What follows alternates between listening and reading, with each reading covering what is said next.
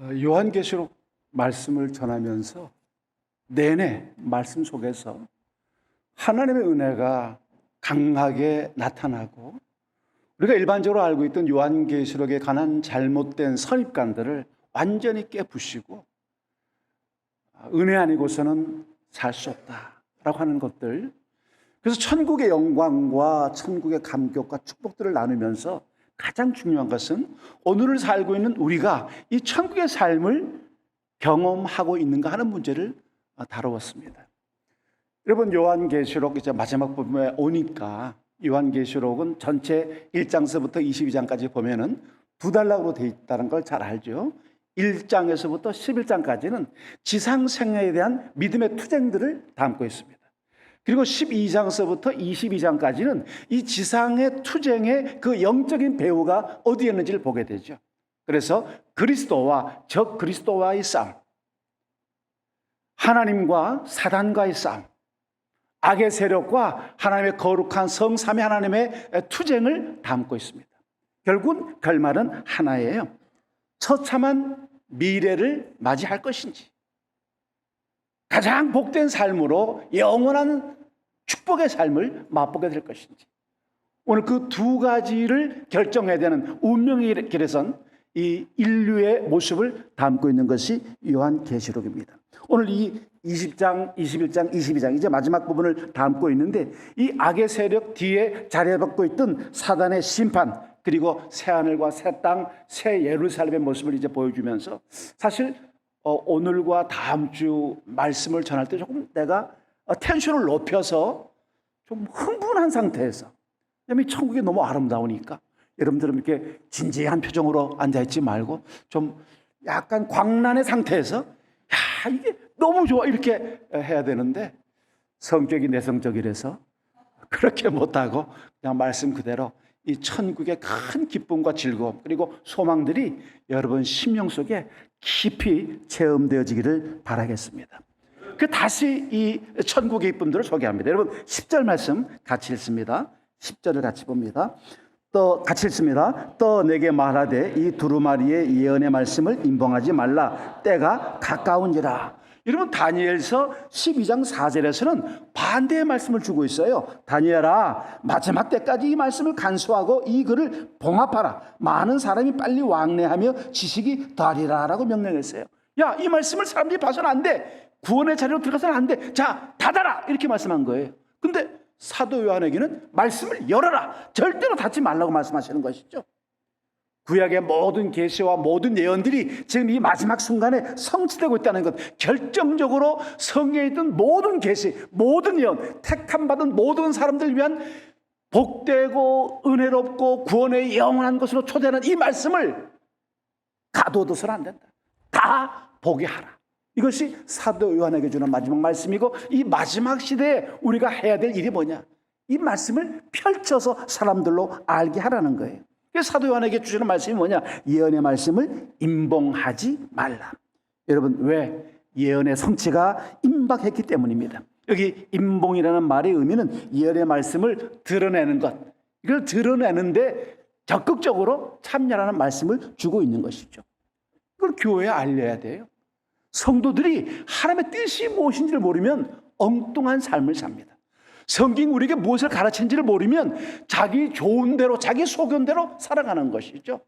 하나님의 뜻이 뭔지, 하나님의 이끄심과 하나님의 계획이 무엇인지를 우리가 알아야 하나님을 기쁘시게 하는 삶을 살 수 있게 되는 겁니다. 믿음으로 살고자 하는 사람들, 믿음으로 분투하는 사람들에게 이 믿음의 축복된 삶이 무엇인지를 알려주어야 한다는 것이죠. 인내와 용기로 자신의 믿음을 지켜나가는 사람들에게 줄 희망이 뭡니까? 주님이 다시 오신다는 거예요. 너무 힘들고 너무 어렵고 너무 고통스럽고 너무 아프게 살아요. 무슨 위로를 줄 수 있습니까? 돈 많이 벌어라, 직장 잘 된다, 사업 번성이 된다, 육신이 잘 된다, 이것이 우리 인생의 목적이라고 한다면 우리 인생이 얼마나 비참합니까? 왜? 인생의 종말에 그게 도대체 무슨 의미가 있는 겁니까? 우리의 가장 확고부동한 확신이 뭡니까? 절대 변할 수 없는 진리의 말씀이 뭡니까? 주님이 우리와 함께 하신다는 거예요. 주님이 다시 우리에게 오고 있다는 것이죠. 우리가 그분과 함께 새 예루살렘에서 영원 무궁한 삶을 살게 되는 것만큼 위로는 없어요. 이것을 우리가 소망으로 줘야 된다는 것이죠. 그래서 때가 가깝기 때문에 점점 더 적극적으로 말씀을 전해야 돼요. 제가 20년 전에 어떤 선교사님이 데려가줘서 알게 된 식당이 있어요. 그 진흙 향토 오리국이라고요. 오리를 4시간 동안 진흙에 싸서 해주는 음식인데, 이 사람이 20년 전에 문을 닫았다가 최근에 저한테 문자가 서너 번 왔어요. 목사님, 저 다시 개업했습니다. 다시 와주세요. 이렇게 해서 제가 이제 휴지를 사가지고 갔어요. 갔더니 20년 만에 만나니까 주인부가 참 나이를 많이 먹고 늙었더라고요. 그래서 다시 이제 시작한다고 해서 한 서너 번 갔어요. 그런데 갔다 온 지난주 토요일 날 새벽 한 1시쯤 문자가 왔어요. 목사님, 저 너무 힘듭니다. 저 살려주세요. 이러고 문자가 온 거예요.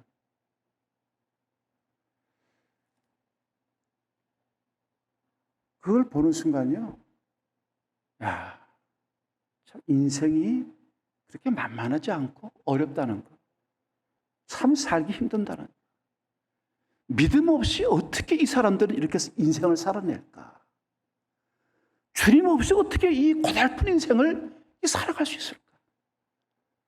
참 예수 없는 사람들의 그 삶은요, 그 삶 자체가 기적 같아요. 어떻게 예수 없이 이렇게 살아갈 수 있을까?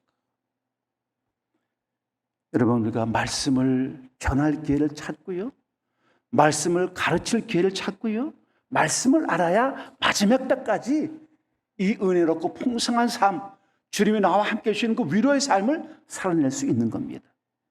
말씀을 내 삶에 임봉하지 말고 우리가 받은 은혜, 우리가 받은 기쁨, 우리가 받은 그 축복의 삶을 많은 사람들에게 전해드리는 여러분들이 꼭 되시기를 바라겠습니다. 사도 요한은 무슨 유머처럼 우리에게 말씀을 줘요. 여러분, 11절 말씀입니다. 11절 같이 봅니다. 불의를 행하는 자는 그대로 불의를 행하고, 더러운 자는 그대로 더럽고, 의로운 자는 그대로 의를 행하고, 거룩한 자는 그대로 거룩하게 하라. 이런 말씀이, 야, 그냥 내팽겨쳐 놔둬. 악하게 사는 것들은 그냥 악하게 살도록 놔둬라. 거룩하게 사는 사람들은 거룩하게 살도록 그냥 놔둬. 뭔가 좀 무관심? 관심을 좀 놔버려? 제멋대로 살게 그냥 방치해? 이런 것처럼 들릴 수가 있어요. 여러분, 여기에 의미는 그런 의미가 아닙니다. 이 예언의 성취, 주님께서 다시 오시고 심판이 있다는 이 예언의 말씀을 이루기 위할 때 불의를 행하는 사람들은 그 완고함 때문에요, 그냥 거기 머물러 있는 거예요. 좀 깨달아야 되는데, 좀 수치스럽게 생각하고, 좀 부끄럽게 생각하고, 어떻게 하면 구원받을 수 있을까? 어떻게 하면 은혜를 경험할 수 있을까? 봐라, 지금의 말로 구원했다고, 지금의 말로 은혜했다라고 하는 이 부르심에 대한 응답이 있어야 되는데 깜빡한 거죠. 이걸 받아들이지를 못하는 거예요. 그러니까 이 사람들에게 다시 변할 수 있는 기회가 있을까? 기회가 쉽지 않다는 의미입니다. 하지만 의로운 사람들, 주님을 사랑하는 사람들의 삶, 그 거룩한 삶은 그 거룩한 삶을 더 박차를 가해서, 야, 주님 모실 날이 얼마 안 남았대. 힘내자. 좀 참어. 좀 더 용기를 가지고 인내심을 가지고 나가자. 자, 그 길로 계속 가자. 이런 격려와 믿음의 독촉과 용기에 대한 확신을 주고 있는 말씀을 여기 담고 있는 겁니다. 여러분, 예수님의 임박한 재림을 앞두고 우리에게 요구되는 것은 아주 명쾌해요. 가던 길을 더 열심히 가라는 거예요. 믿음의 삶을 더 열심히 엔진을 가속시키는 거예요. 믿음의 터보 엔진을 틀어서 시시하게 믿지 말고, 비겁하게 믿지 말고, 지질하게 믿지 말고, 좀 주님의 그 피 흘려서 주님 온몸 다 날 위해서 희생하고 십자가에 피 흘려 주신 그 뜨거운 사랑처럼 우리 좀 뜨겁게 살아보자 라는 말씀을 담고 있는 것이죠. 결론 이거예요. 양자택일 하려는 거예요. 그 천박한 자기중심 이기주의, 자기 의를 드러내는 그런 이 불의를 행하는 그 불의, 더러운 그 상태를 그대로 더럽히는 그런 삶을 포기해버리고 다시 주님의 의를 행하고 거룩한 삶을 추구하는 그것을 선택하라는 말씀이죠. 죄로부터 탈출하고 악으로부터 해방받고 의롭고 거룩한 공동체 안에 남겨져 있으라는 거예요. 이 공동체 안에서 서로 격려하고 서로 독려하고 서로 모델이 돼주고, 나는 내가 잘 믿는 것 같았는데 야, 우리 장로님 보니까 이건 나는 아무것도 아니구나, 열심히 더 해야 되겠다. 야, 나는 나름대로 기도하는 줄 알았는데 우리 권사님 기도하시는 거 보니까 이건 나는 뭐 세 발의 피구나. 아유, 나도 좀 기도 좀 더 열심히 좀 기도를 해야 되겠다. 야, 난 나름대로 뭐 헌금도 많이 하고 헌신도 많이 한다고 생각하는데 야, 저 양반하고 비교해보니까 나는 이건 뭐 그냥 애기 수준이구만. 부끄럽다. 더 분발해야 되겠다. 공동체 안에서 서로 믿음의 자극과 영적인 도전과 그리고 믿음에 분발할 수 있는 좋은 모델이 되는 것만큼 아름다운 일이 어디 있겠어요? 더 열심히 살아야 되겠다. 더 열심히 주님 사랑하는 일에 적극적으로 참여해야 되겠다. 이게 11절에 주는 진정한 의미예요. 방치하는 것이 아니고 버려두는 것이 아니고 각자의 길을 가는데 옳은 길에 더 분발하는 삶에 대한 의미를 두고 있는 거예요. 자, 왜 이렇게 살아야 됩니까? 여러분 12절 13절 말씀이 우리에게 아주 중요한 해답이고 요한계시록의 결론 같은 부분입니다. 자, 우리 12절 13절 말씀 같이 읽습니다. 보라, 내가 속히 오리니 내가 줄 상이 내게 있어 각 사람에게 그가 행한 대로 갚아주리라. 나는 알파와 오메가요, 처음과 마지막이요, 시작과 마침이라. 여러분 12절 말씀은 우리가 왜 이런 뜨거운 삶, 정말 내 삶을 다 태워버리는 그런 열정의 삶을 살 수밖에 없는지, 탈진하도록 완전히 방전되도록 내 삶을 주님 앞에 온전히 드리는 이유가 뭘까? 그 이유에는 설명이 여기 있는 거예요. 12절 말씀, 보라, 내가 속히 오리니. 속히, 아주 급속도로 KTX보다 더 빠른 속도의 최고의 수준의 비행시간을 가지고 라는 의미일 거예요. 그 다음 뭐래? 내가 줄 상이 내게 있다. 너에게 줄 선물, 너에게 줄 것이 내게 있어. 마지막 뭐예요? 그가 행한 대로 갚아주리라. 행한 대로 갚아주리라. 이런 세 가지 단락 속에 요한계시록의 전체의 요점이고 주님이 주는 이 시대를 살아가는 승리의 삶에 대한 중요한 이유가 여기 담겨져 있습니다. 사실 우리는 주님의 오심에 대해서 그렇게 심각하게 생각하지 않았었어요. 뭐 그저 죽어야 천당 가지라는 생각, 그저 막연하게 그래, 예수님이 다시 오셔 재림하실 거야. 퍼스트 커밍은 있었으니까 이제 세컨드 커밍이 곧 오겠지라는 막연한 생각을 가지고 있었어요. 물론 요한계시록을 공부하면서 주님 재림이 임박했다는 것을 우리가 지금 배워서 알고 있고요. 더 마음에 깊이 와 닿았을 거예요. 그렇지만 사실 우리가 여러분 이 주님의 재림이 임박했다는 걸 어디 가면 압니까? 장례식장 가면 알게 되잖아요. 아, 이 양반 또 떠나는 걸 보니까 우리도 곧 떠날 날이 얼마 남지 않았네 라거나, 아니면 중환자실이라든가 아니면 또 응급실에 가서 그 앞에 서 있으면 그냥 뭐 죽어가는 사람들이 있으니까 나도 죽겠구나. 그런 주님의 임박한 재림이 그런 순간에 느껴질 거예요. 아니면 뭐 큰 사건 사고 속에서 사람 죽는 게 뭐 아무것도 아니네, 어제 같이 밥 먹었는데 오늘 아침 만날 수가 없다니, 이게 참 놀랍다. 그러나 정말 매일매일 살면서 주님의 재림이 눈앞에 있다는 사실을 인식하게 될 때는 우리의 삶의 방식이 달라질 거예요. 여러분, 왜 주님께서 속히 오신다고 말씀하십니까? 우리가 주님의 재림이 너무 더디게 느껴지고 있거나 주님이 정말 오시기는 할 거야, 나하고는 관계가 없는 일 아닐까라는 생각을 가질 수도 있어요. 근데 주님은 우리에게 강하게 어필하십니다. 뭐라고 그래요? 내가 가고 있다는 거예요. 내가 가고 있다는 것이죠. 여러분, 유진 피터스는 이 말씀을요 이렇게 번역을 했어요. 12절 말씀이에요. 그렇다, 내가 가고 있다.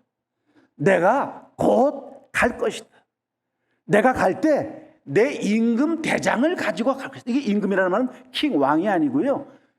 페어, 월급, 보상, 대가, 삭시란 말입니다. 그러니까 내가 너희들에게 지불할 것들의 그 명단, 명부를 가지고, 임금 명부를 가지고 간다는 것이죠.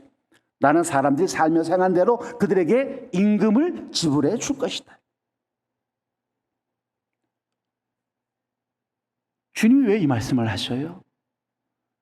이 가파른 인생 속에서 오직 믿음 하나 붙잡고 사는 우리들을 위로하시기 위한 거예요. 격려해 주시기 위한 거예요. 수많은 좌절과 어려움과 난간 속에서, 이유를 알 수 없는 고통과 아픔 속에서 왜 이 슬픔을 당하고 왜 이 아픔을 당하는지, 그 처절한 좌절 속에서 주님은 우리를 위로해 주시기 위해서, 격려해 주시기 위해서, 하는 것마다 그렇게 안 되고 어려워요. 인생의 소망이 없는 것처럼 보이는 우리에게 주신 메시지는 뭡니까? 내가 다시 가고 있다. 내가 너에게 줄 상을 가지고 가고 있다. 나는 너가 행한 대로, 행한 그대로 갚아주겠다고 말씀하시는 것이죠. 이 세상에서 예수님을 믿고 따르고 증거하기 위해서 고군분투하며 고난과 핍박을 당하는 우리 모든 성도들을 위로하고 격려해 주시기 위해서 이 말씀을 주시는 것이죠. 여러분, 이 12절의 상이라는 말은, 상은 임금이란, 아까 말씀했던 보상이란 뜻이에요. 잘한 일이나 칭찬받을 일에 대한 보상을 준다는 것이죠. 다른 성경은 이걸 용병들, 돈으로 산 용병들을 위한 임금을 얘기하는 거예요. 자, 여러분, 주님은 일한 대로 각 사람에게 상을 주시겠다고 약속했어요. 그리고 다시 이것을 위해서 오신다는 것이죠. 우리가 주님에게 무엇을 받을 수 있습니까? 얼마나 임금을 받을 수 있을까요? 그 대장에 내 이름이 어느 정도의 액수로 써 있을까요? 그가 행한 대로 갚아주리라 라는 말씀은요, 어떤 면에서는 주님이 우리에게 유머를 하신 것 같아요. 너 까불지 말고, 잘난 체 하지 말고, 아는 체 하지 말고, 있는 척 하지 마라. 너의 삶의 진실은 내가 알아. 너가 날 얼마나 사랑했는지, 날 위해서 입을 거 안 입고, 먹을 거 안 먹고, 쓸 거 안 쓰고, 아끼고, 새끼들은 못 먹여도 주님에게 내놓겠다고 가져왔던 그 헌신과 희생과 수고와 너 자신의 드림과 주심을 나는 다 알고 있다라고 말씀하시는 것이죠. 고린도전서 15장 58절 말씀에, 그러므로 내 사랑하는 형제들아, 견실하며 흔들리지 말라. 항상 주의 일에 더욱 힘쓰는 자리 되라. 이는 너희 수고가 주 안에서 헛되지 않은 줄 알미니라. 항상 주의 일에 더욱 힘쓰는 자들이 되라. 난 젊을 때 많이 했으니까 지금은 안 해도 돼. 항상 주의 일에 힘쓰는 자들이 되라. 이는 너희 수고가 주 안에서 헛되지 않은 줄을 알미니라. 이 말씀이 주님 앞에서, 그리고 공동체 앞에서 열성을 다해 살아가는 사람들에게 얼마나 큰 위로와 축복이 되고 있습니까? 이 말씀, 이 고린도 전서 15장 말씀이 왜 부활 사건 다음에 나올까요? 너무나 분명하게 하나님은 우리가 행한 대로 갚아주겠다는 보장을 주시고 있는 말씀이에요. 심은 대로 거두고 뿌린 대로 수확한다는 말씀을 주시는 것이죠. 어느 교회에서 장로 투표를 했는데 장로 영순이라고 생각했던 사람들이 2명이 있었어요. 그 투표를 막상 해보니까 이 영순이라고 생각했던 그 자신만만했던 사람들이 표가 안 나온 거예요. 이 두 사람이 비분관계하고 교회를 나가버렸어요. 여러분, 참 놀랍죠? 주님은요, 심은 대로 거두고요, 뿌린 대로 수확을 하게끔 하는 게 자연 원리입니다. 영적인 원리가 아니에요. 자연 원리예요. 무슨 말일까요? 착각을 하고 있었던 거죠. 나만치 하는 사람 없고, 나만치 많은 사람 없고 나만치 똑똑한 사람 없고 또 이런 사람이 있어요. 예, 여러분 저를 뽑아주시면 저는 목사님의 야당이 되겠습니다. 목사님에게 바른 말을 하고 목사님의 반대편에 서서 교회를 위하겠습니다. 들어보면요, 미친 소리죠. 여러분, 미친이라는 말은 아름다울 미 친할 친자입니다. 뭔가 오늘 우리가 착각하고 사는 거예요. 하나님의 말씀을 통해서 우리에게 무엇을 메시지로 주는지를 이해를 못하고 있는 거예요. 이 교회 공동체 성격을 잘못 파악하고 있는 거예요. 무슨 세상의 세속적인 조직으로 생각하는 것이죠. 예수 그리스도의 몸의 유기적인 것들을 이루고 있고 이 교회는 이 땅에 사는 전적인 삶을 살지만 결국은 승리할 수밖에 없는 믿음의 영광을 가지고 있고 오늘 우리 교회는 무엇보다도 하나님의 거룩한 조직의 사람들로 헌신되어 있지만 그리스도의 몸을 이루는 그리스도의 형상을 만들어내는 아름다운 공동체라는 사실을 모르고 있는 것이죠. 그러니 우리가 하고 있는 이 행태와 행위가 믿음을 떠나고 예수의 마음을 떠나고 성령의 은혜를 떠나버려서 살고 있다고 하면 우리가 주님 앞에서 얻을 수 있는 것이 아무것도 없다는 거예요. 사랑하는 우리 가족 여러분, 주님은 오시고 있습니다. 주님으로부터 뭘 받을 수 있을까요? 어떤 수고의 대가를 받을 수 있습니까? 어떤 헌신의 대가를 우리가 주님으로부터 짐을 받을 수 있습니까?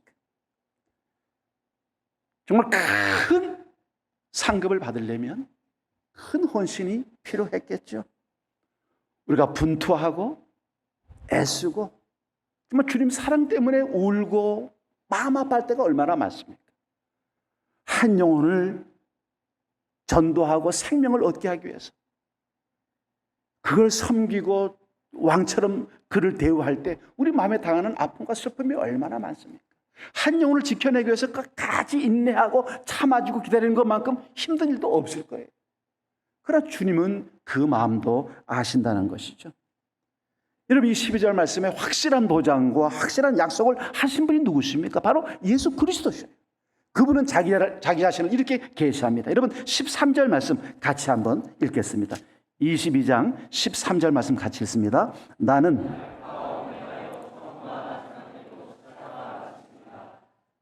여기 13절 말씀은 그리스도께서 자기를 계시는데 사실 이것은 하나님께서 성부 하나님이 자기를 계시할 때 썼던 말씀이었어요. 알파와 오메가, 처음과 나중, 시작과 끝 다 같은 놈입니다. 다 똑같은 말이에요. 여기 알파와 오메가는 뭐예요? 헬라어의 첫 단어와 마지막 알파벳이에요. 그래서 처음과 나중이고요. 시작과 끝이라는 것이죠. 뭘 말합니까? 주님이 역사의 주인이라는 거예요. 시작과 끝, 이 역사의 주인이시고 역사의 심판자라고 하는 것을 우리에게 말씀해 주시고 있는 것이죠. 분명히 상과 벌을 너에게 줄 수 있는 권세 있는 분이라는 것을 우리에게 말씀해 주시는 거예요. 여러분 계시록 1장 8절과 21장 8절에서 하나님께 적용되던 이 말씀을 이제 그리스도에게 적용하고 있어요. 왜? 우리 주님은 바로 하나님이심을 우리에게 드러내 주시고 있는 것입니다. 이제 만물의 창조자이신 우리 주님께서 바로 이 역사의 무대에 막을 내릴 때가 오고 있다는 것을 우리에게 계시해 주시는 거예요. 얼마 남지 않았습니다. 여러분 마지막까지 주님 앞에 최고 최선의 삶을 살아내는 우리 모두가 되기를 주님의 이름으로 간절히 바라겠습니다. 그래서 여러분 14절 말씀에서 우리에게 위로의 말씀을 주셔요. 여러분 14절 말씀 같이 읽습니다. 자기 두루마리를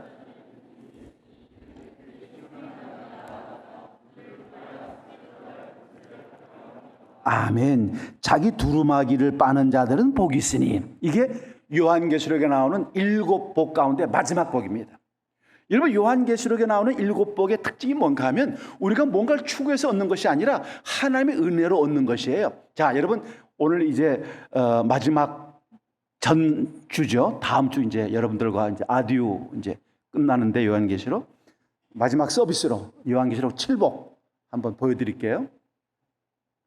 첫 번째 복은요 1장 3절이에요. 이 예언의 말씀을 읽는 자와 듣는 자들과 그 가운데 기록한 것을 지키는 자들이 복이 있나니 때가 가까웁니다. 복 받는 비결은 무슨 신령한 부흥사한테 안수기도 받고 뭐 몇천만 원 돈 내서 받는 복이 아니에요. 이 말씀을 사랑하는 거예요. 말씀을 잘 읽고 듣고 나누고 적용하라는 거. 이게 복이에요. 여러분, 소그룹은요, 여러분에게 복을 주려고 만든 거예요. 소그룹의 복은 말씀의 복이에요. 큐티가 복이고요. 여러분, 이렇게 주일 예배, 사경회, 이 모든 게 우리에게 주시는 복의 좋은 기관들이에요. 이 복을 누리세요. 두 번째는 14장 13절 말씀이에요. 또 내가 들으니 하늘에서 음성이 나서 가로되 기록하라. 지금 이후로 주 안에서 죽는 자들은 복이 있도다. 주 안에서 죽는 자들은 복이 있다. 믿음으로 사는 사람들은 복이 있다. 성도의 죽음은요, 복된 거예요. 여러분, 마지막 순간 가쁜 숨을 쉬면서 주 안에서 다시 만나자. 여러분, 그것처럼 아름다운 유언은 없을 거예요. 기가 막힌 유언들이 많겠지만 나 먼저 간다. 다시 천국에서 만나자. 주 안에서 죽음, 그것이 복입니다. 세 번째는 보라 내가 도적같이 오리니 누구든지 깨어 자기 옷을 지켜 벌거벗고 다니지 아니하며 자기의 부끄러움을 보이지 아니하는 자가 복이 있도다. 16장 15절 말씀인데 뭐냐? 믿음으로 사는 사람들의 이야기예요. 믿음을 가지고 사는 사람들. 완전한 믿음을 얘기하는 거 아니에요. 성령 안에서 분투하는 믿음. 가끔은 깨지기도 하고 부서지기도 하고 넘어지기도 하고 실수하기도 하고 아파하기도 하죠. 그러나 성령 안에서, 성령의 은혜 안에서 살아가는 사람들, 믿음으로 살아가는 사람들이 복되다는 것이에요. 네 번째는 19장 9절 말씀, 천사가 내게 말하기를 기록하라. 어린 양의 혼인잔치에 청함을 입은 자들이 복이 있도다. 초청받은 천국, 영원한 천국에 초청받은 사람이 복이 있다는 거예요. 여러분, 이게 얼마나 기가 막힌 말씀이에요. 요한복음 1장 12절과 연결되어 있죠. 영접하는 자, 곧 그 이름을 믿는 자들에게는 하나님의 자녀가 되는 권세를 주셨으니, 우리가 주님을 영접하면 하나님의 자녀가 되는 권세를 받는 거예요. 이게 이 축복이라는 것이죠. 여러분, 우리는 이미요 복을 누리고 있어요. 이걸 즐길 수 있어야 돼요. 자, 그 다음에 뭐라 그랬습니까? 다섯 번째 복이 20장 6절 말씀이죠. 이 첫째 부활에 참여한 자는 복이 있다. 거룩하도다. 성령으로 거듭난 사람들, 구원의 확증을 얻은 이들이 복이 있는 것이죠. 여섯 번째는 보라 내가 속히 오리니 이 책의 예언의 말씀을 지키는 자가 복이 있다. 말씀대로 사는 사람이 복이 있다는 거예요. 어떻게 하든지 말씀대로 살아보려고 애를 쓰는 거예요. 여러분, 우리 대학부 지체들이 우리 한제 체프도 참 많이 있지만 학생들이 믿음의 삶을 보면서 지금 뭐 MZ세대다, 애들이 철떡서니가 없다, 뭐 사가지가 없다, 뭐 별소리를 다 하더라고요. 그런데 여러분, 아니에요. MZ세대들이요, 얼마나 아이들이 믿음이 좋은 줄 몰라요. 그 어린 20살 먹은 아이들이 믿음으로 살려고 애를 쓰고요, 그 고민을 하고 고심을 하고요, 저한테 상담하는 거 보면요, 제가 깜짝 놀라요. 야, 우리 기성세대보다 애들이 훨씬 순수하고 열정이 있습니다. 여러분, 20대 우리 아이들이 단기 선교사로 나갔잖아요. 제가 5월 달에는 우리 태국에 가서 우리 진선이도 보고 단기 거기 지금 4명이 있거든요. 애들 다 만나고 왔잖아요. 또 이번에 또 우즈벡 가니까 또 찬이라고 또 우리 강대 아이가 또 있는데요. 정말 걔들은 영웅입니다. 선교사들은 걔들 없으면요 선교 못해요. 학교도, 선교사는 학교 안에도 못 들어가요. 학생들 우리 단기 선교사가 전도하고 양육합니다. 여러분, 선교사 50대 넘은 사람들이 있어봐야 애들 오지도 않아요. 우리 단기가 가면 애들 다 몰려듭니다. 그냥 애들이 바글바글해요. 전도 안 해도 그냥 K-팝 영향 받아서 그런지 그냥 애들이 바글바글해요. 거기서 예수 만나고 예수 소개받고 코리안 파티 참석하고 복음을 듣는 거예요. 여러분, 말씀으로 사는 20대가 우리 한제의 희망이고 우리 JDM의 희망이고 한국 교회의 희망입니다. 여기 말씀 그거예요. 말씀을 지키는 자가 복이 있어요. 오늘 우리 온 성도들 다 보고 누리는 줄로 믿습니다. 그리고 마지막이 7절 말씀, 22장 14절 말씀이에요. 여러분, 여기 복은요 그냥 뭐 복 주세요, 복 받겠습니다 이런 거하고 달라요. 마태복음 5장, 6장, 7장의 산상순의 복처럼요, 하나님이 그저 거저 주시는 은혜의 복이에요. 이건 세속적인 복이 아니고 차원이 다른 영적인 복이고 신령한 복을 의미하는 것이죠. 이런 복이 우리에게 진짜로 필요한 복이고 우리 기도해야 될 복이에요. 여러분, 14절 말씀에 요한계시록의 마지막 7번째 축복은 뭐냐? 자기 두루마리를 빠는 자라는 말은 자기들의 의복을 빤다는 말이에요. 옷을 빤다는 말이거든요. 이건 뭐냐? 제약된 생활 방식을 다 포기하는 거예요. 자신을 정결하게 하는데 힘씁니다. 뭐 이렇게 우리가 사회 나가서 이제 뭐 많이 만나잖아요. 저 친구들도 만나고 그러면. 또 저도 이제 장로들 모임 한 달에 한 번씩 만나면요. 장로들끼리 지네들끼리 농담하는 거예요. 아이고, 우리 장로는 믿음이 좋아서 술도 잘 먹지. 그 보니까 장로가 술 먹는 분들이 계시는 거지. 또 우리 권사님들 얘기하다 보면, 아이고, 목사님, 구권사는요, 그렇게 나가서 외간 남들하고 그렇게 술을 잘 마시고 들어와요. 기도는 엄청 크게 하는데요, 술도 크게 마셔요. 참, 믿음의 껍데기만 있죠요. 속살을 보면요, 부끄럽게 한량이 없어요. 저도 요즘에요, 참 부끄러움을 많이 느낍니다. 이러면 자식 잘못 키우면요, 부모가 부끄러움을 당하잖아요. 제자를 잘못 키우면요, 이 사부님이 또 부끄러움을 당하는 거예요. 내가 훈련하고 내가 양육하고 내가 제자로 키운 사람들이 믿음으로 못 살아. 사람들의 자랑스러운 삶을 못 살면요, 누가 부끄럽습니까? 제가 부끄러워요. 이제 그 인간한테 손을 대고 욕도 못 해요. 너 이 새끼 너는 뭐 그따위로 사냐? 이런 소리도 못해. 기가 막혀가지고. 그래서 내가 부끄러워요. 아이고, 내가 뭘 훈련시킨다고 저것들을 데리고 평생을 살았나 싶은 거죠. 여러분에게 자기 의복을 빠는 자는 바로 그런 거예요. 자기를 정결하게 하는 거예요. 순결하게 하는 거예요. 하나님 앞에나 사람 앞에 부끄러움이 없도록 자기를 만드는 것이죠. 그래서 이 4절 말씀에 다른 사본에 보면은, 다른 사본에 이걸 뭐라고 했냐면, 그의 계명을 지키는 자라고 되어 있어요. 이게 무슨 말이냐? 말씀대로 사는 사람이다, 그 말이에요. 의복을 빠는 사람은 어떤 사람이냐? 그저 말씀대로 살라고 그냥 말씀으로 자꾸 나가는 사람이에요. 그래서 여러분, 이 구절은 주님의 명령을 지키는 사람들은 복이 있으니라고 이 킹제임스 버전에서는요, 그렇게 번역을 해놨어요. 주님의 명령을 준행하는 사람들. 또 두루마기를 빠는 사람들은 복이 있으니라는 말을 우리 한글 개혁성경이지만 말씀 그대로 하면 말씀대로 살아내는 사람들은 복이 있다, 그 말이에요. 여러분, 매일 회개의 삶을 통해서 깨끗하게 하는 여러분 세탁소 주인들이 다 되시기를 바라겠어요. 세탁하세요. 좋은 세탁기 꼭 사세요. 아주 그냥 세탁기가 그냥 저절로 들어가기만 하면 깨끗하게 나오는 이런 거룩한 영성의 세탁기들이 다 되시기를 바라겠습니다. 참된 신자들만이 이 약속의 땅 거룩한 성 예루살렘으로 들어갈 수가 있는 거예요. 사실 우리가 오랫동안 잊고 사는 게 뭡니까? 회개라는 단어예요. 회개를 잊어버렸어요.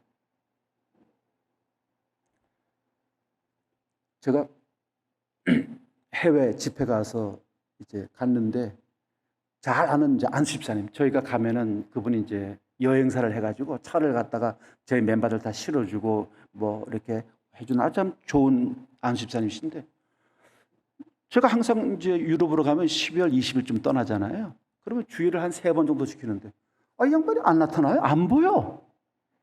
그래서 부인 권사님 보고, 아니, 신랑 왜 안 오냐? 그러면, 몰라요. 그리고 그냥 쑥 지나고 말아요.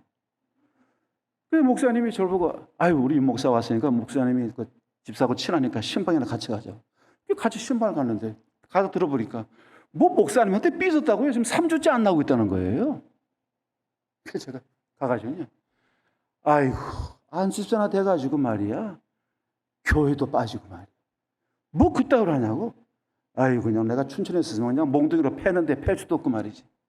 그랬더니 그 집사님이 나가고, 또 햇빛 또 여태 또 목사님 나타나가지고 날 또 괴롭게 한다고. 알았다고. 그래서 주일날 왔어요. 또 거기 이제 앉아서 밥을 먹고 있어. 집사님, 그 와는 건 고마운데 목사님한테 뭐라 그랬었더니, 목사님한테 뭐라 그래?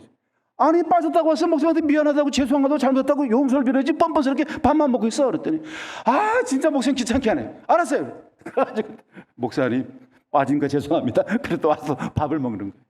참 순진한 데가 있죠. 여러분, 뭔가요? 잘못된 것을 잘못됐다고 인식을 해야 돼요. 아닌 건 아니라는 걸 알아야죠. 왜 이렇게 뻔뻔스럽게 예수를 믿고 그 뻔뻔스럽게 신앙을 해요? 여러분, 여기 뭐라 그랬어요? 옷을 빨아라 라는 말은요, 회개하라는 거예요. 돌이키라는 것이죠.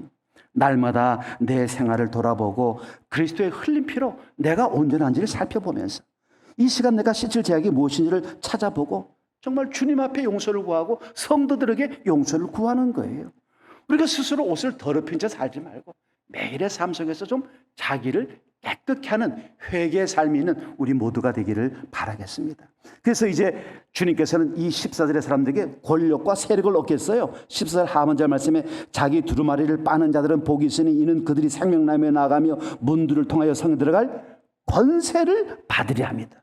권세가 뭡니까? 권력과 세력이잖아요. 우리에게 지금 권세를 주신 거예요. 이게 얼마나 큰 은혜입니까? 여러분, 빨면은 권세를 받는 거예요. 회개하면, 돌이키면, 용서를 구하면 하나님이 권세를 주시는 거예요. 이 생명나무로 나아가고 문들을 통하여 성에 들어가는 은혜가 우리 모두에게 경험되지기를 바라겠습니다. 자, 여러분 이제 15절 말씀에 우리하고 상관없는 기분 나쁜 사람들의 얘기를 간단하게 하도록 하겠습니다. 15절 같이 읽습니다. 개들과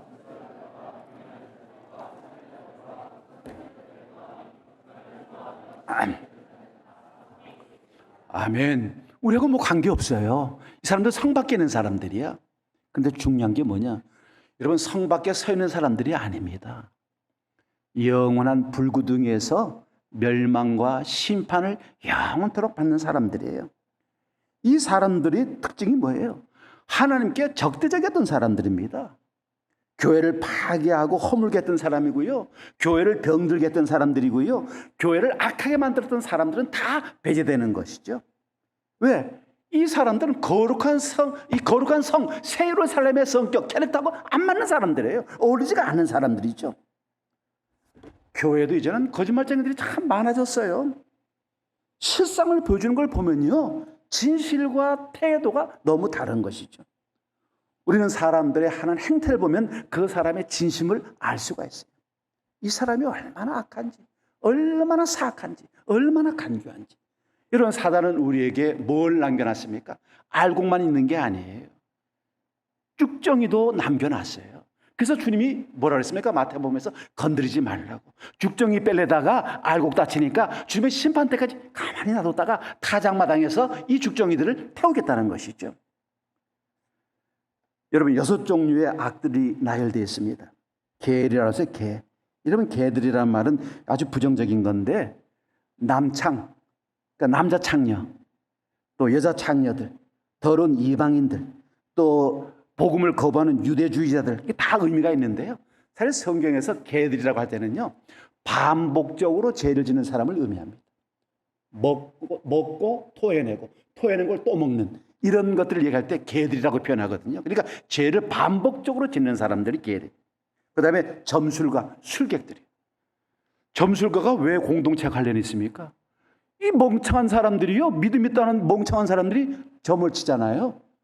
점쟁이한테 가서 이름을 정하고, 아니 애들 이름을 왜 점쟁이들한테 가서 이름을 정해요? 이 목사도 있는데 제가 이름 줘줄게요. 김개똥, 소우물이 쳐줄게. 아니 믿는 것들이 글쎄요, 그 점술가한테 얘 이름을 적어와요. 이사하는 날짜를 점쟁이한테 가서 적어요. 이 교회 장로 권사라는 것들이. 오늘 왜 이렇게 장로 권사욕을 하는지 몰라? 아니 제가 저 YWCA 성경 그 지도자들 모임에 갔는데요, 저 남쪽에서 경남, 마산, 부산 온 목사들이 다 그러는 거예요. 아니 그 점쟁이들한테 저 무슨 조사를 했더니 크리스찬들이 30%가 넘는다는 거예요. 와서 하는 사람들이. 그게 뭘 하고 하니까 이 집 이사 가는 거 뭐 길일이 언제냐, 뭐 애 시집 가는데 길일이 언제냐. 이게 바로 점술가들이에요. 여러분, 우리 교회 안에 말이죠, 예언기도 한답시고 박수무당 찬양한 거, 이게 다 점술가들입니다. 이건 예수형이 없는 사람이, 성령의 영이 없는 사람들이에요. 뭐 이름 고치면 1,000만 원 내고 이름 고쳐주면 뭐 천당 가게 주겠다. 미친 것들이 있잖아요. 저도 그런 소리 직접 들었어요. 이름 바꾸라고 그래요. 1,000만 원 내고 이름 바꾸고, 그럼 네 인생이 바뀌고 하나님의 축복이 있다는 거예요. 여러분, 이게 다 점술가들이고 술객들입니다. 음행하는 거에 대해서는 설명할 필요가 없을 거예요.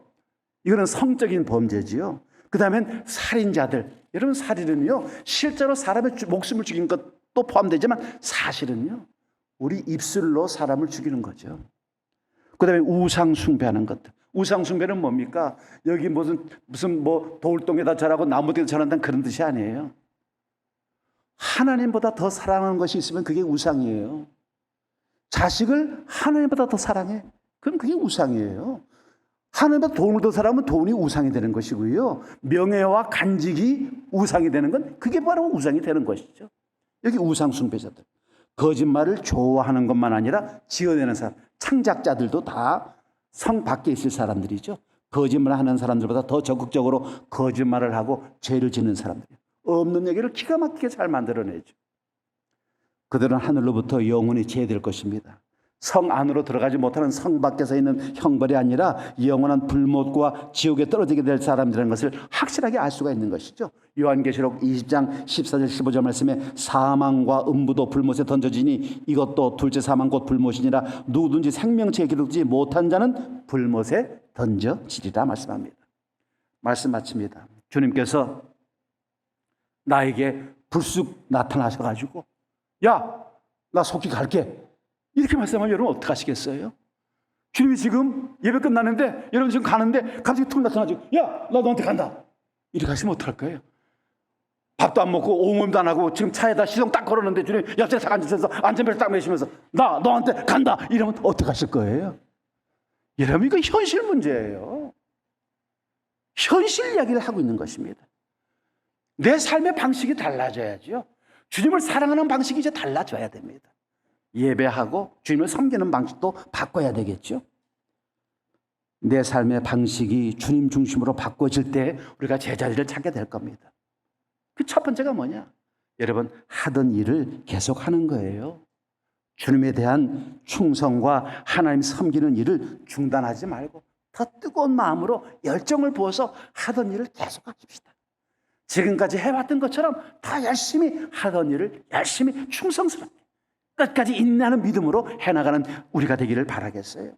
또 한 가지는 뭡니까? 내가 가지고 있는 이 모든 시간, 재산, 역량, 은사, 모든 가족까지도 다 주님 앞에 온전히 드려지는, 정말 주님이 나의 구주일 뿐만 아니라 나의 마스터, 내 주인 되심을 고백할 수 있는, 내 인생의 주인은 주님 한 분밖에 없습니다.